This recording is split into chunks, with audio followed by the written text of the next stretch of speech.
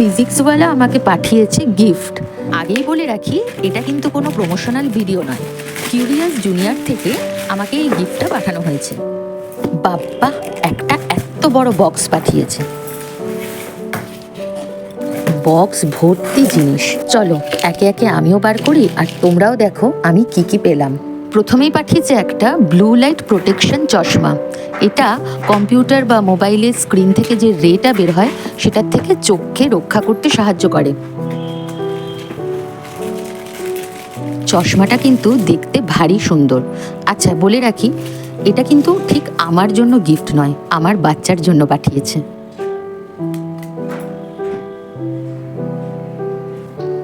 আর আছে pencil, scale, একটা pen, একটা হাইলাইটার, ও আরও একটা পেন দিয়েছে।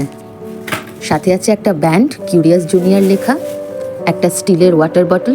বটলটা কিন্তু বেশ ভালোই সুন্দর।